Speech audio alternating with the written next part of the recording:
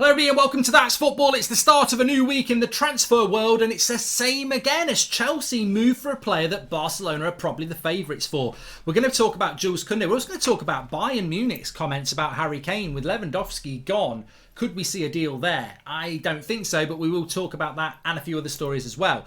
But Jules Kounde to Chelsea is the big story of the day because Chelsea, even some Spanish outlets, are saying that Chelsea are moving ahead of Barcelona in their pursuit of Jules Kounde. Fabrizio Romano has come out this afternoon and said that Chelsea reignited their interest in Kounde last week, having decided not to go for Nathan Ake. They're still ready to go for Kimpembe from PSG, but they are pushing for Jules Kounde. What are your thoughts about this? Especially if you're a Chelsea fan, but even if you're not, what are your thoughts about this? Can Chelsea afford to keep going for players that will ultimately say, I'm waiting on Barcelona? Because this is what happened with Rafinha. They did inquire about Lewandowski, but his dream was Barcelona. Is this going to be the hat-trick? And what does it make you feel like? Because it's not nice, is it? It's not nice when you go for a player and they go, no, I want to go to Barcelona. Because to be honest with you, Chelsea have got more chance of winning the Champions League than Barcelona, I feel. Although Barcelona fans may not agree with that now with all the players that they're buying.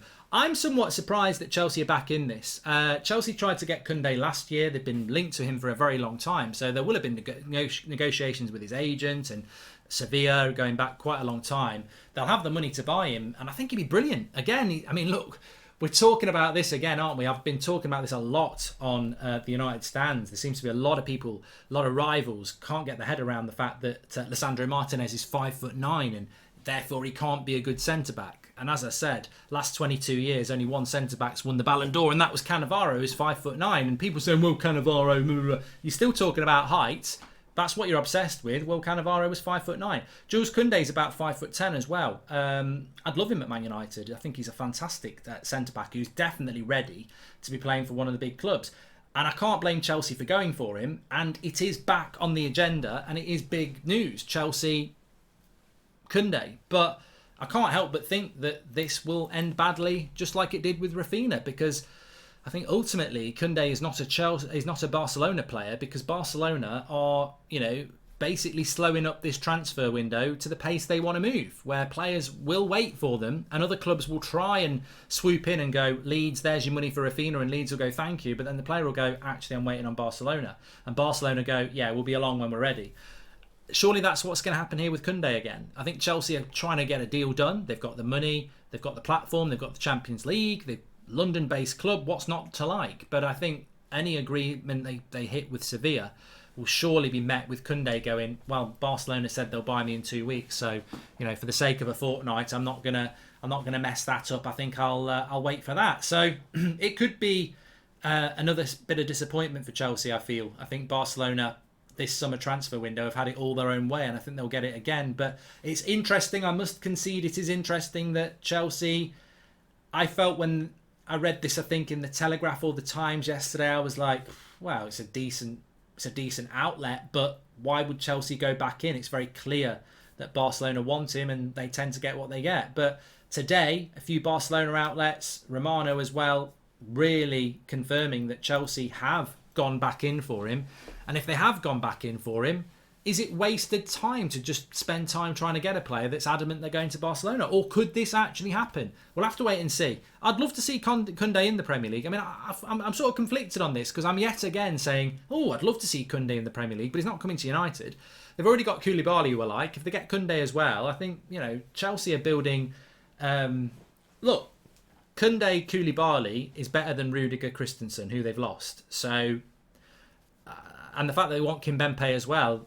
Again, it'd be very impressive in the window if Chelsea do that business. I guess we will just have to wait and see. But that is the big story at the moment. The second thing I want to bring in, and quite interesting as well, Bayern Munich's chief executive, so not some ex-player, their chief executive, Oliver Kahn, has said Harry Kane is an absolute top striker and a dream of the future after they agreed to sell Robert Lewandowski. Well, probably just the wrong time and probably don't have the budget, to be fair, because I think Harry Kane a year ago, when that collapsed deal to Man City occurred, Spurs weren't heading anywhere. Nuno was their manager. They looked like they were going to be finishing mid-table, and Harry Kane looked completely trapped in the golden cage that a lot of footballers trap themselves in. They sign these long contracts, big wages, and they basically make themselves unsellable. But it's a gamble, because if the club you're at can't win things, you're sat there as a very, very well paid player in a golden cage where you can't get out of it. Suddenly things have changed for Harry Kane. Suddenly Conte came in. They get Champions League football and they look like they're on the cusp of a really exciting season. Now with Spurs you can never predict it, but they should be in with a good shout of top four again, and they should be in a shout of getting to the knockout stages of the Champions League, which is where every player wants to be. So Harry Kane, I can't see him wanting to leave Spurs, to be honest with you. But in different worlds, in different circumstances, I think Bayern Munich would be a really attractive job for Harry Kane, because he'd score goals in the Bundesliga, and what better job than playing up front, replacing Lewandowski at Bayern Munich, who were always ambitious to win the Champions League. So I've got to say, I'd love to see Harry Kane at Bayern Munich, but not because I've got anything bad against Spurs, and I don't think for 1 minute he's going to go. And more importantly, I don't think Bayern Munich can afford Harry Kane. I don't know how many years he's got left on his contract, but again, it would be 100 million. So I don't think Bayern Munich can afford that, considering they've just spent, 60 on De Ligt. So I don't think they've got the money to do it. I don't think Harry Kane's got the desire to do it. But it's like when Sancho went to Dortmund and Bellingham went to Dortmund. And I remember when Bale went to Real Madrid. I love to see British players, Premier League players, going to play abroad. And I remember this, I'm a lot older than a lot of people. I remember Paul Ince going from United to Inter. I remember David Platt going from Villa to Barry. It's just interesting. And I think that an English striker playing up front for Bayern Munich would be something to be, I suppose, in a world where, I'd be quite proud of that as an Englishman, really. But I don't know whether, I don't think it's going to happen. Well, it's not going to happen, is it? But I would like to see Harry Kane up front for Bayern Munich. I think it'd be really interesting. But they're not going to have the money to do it. And Harry Kane, why would you leave Spurs? Conte is one of the best managers in the world. I mean, arguably, Spurs against Bayern Munich, you'd probably still put Bayern Munich as favourites, but you're playing in a more competitive league, and you could probably give Bayern Munich a game at the moment to Spurs. So, Harry Kane's not going to leave. He's a figurehead of that team that's in the Champions League. He's got no reason to want to leave, has he? So, but interesting. Away from that, what do we expect to happen this week? It is Monday. You know what? A lot of teams are still on tour. They're back next week, and then it's a very quick turnaround, 2 weeks until the start of the Premier League. So I don't know whether we'll see a lot happening this week. I think clubs to watch out for are Chelsea, because they've got a lot of deals to do, and they've got a lot of hunger and aggression to do it. I feel that Liverpool and Man City will maintain being quite quiet. United probably going to be quite quiet this week as well. Arsenal on tour. Are they trying to do anything? I mean, Yuri Tillemans is interesting. He wants to go to Arsenal, and that, behind the scenes, Tillemans Arsenal, everybody's saying, well, that will surely happen. And I've been told that for quite some time. So, but maybe it won't. Maybe it won't happen. I don't know. But Arsenal still need to do a bit of business as well, and I know Arsenal fans are hungry for that.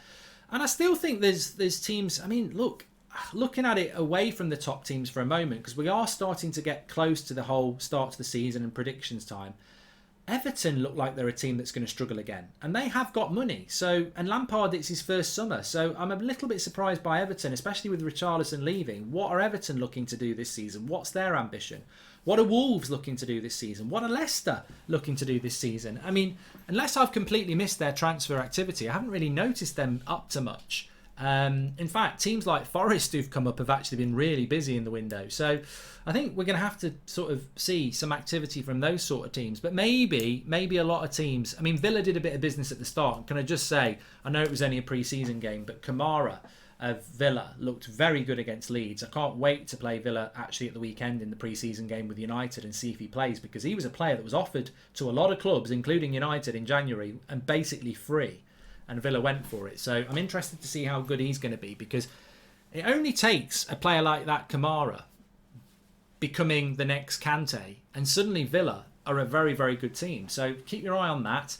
But I think a lot of clubs at the moment, from big to small, from major ambitions to stay up, I think a lot of teams are waiting for August, where prices come down and desperation kicks in. It always happens. It's why the transfer deadline day is always a big day, because clubs have limited budgets, or they don't want to make a move. They want to see what the market's like, and there will be a lot of activity.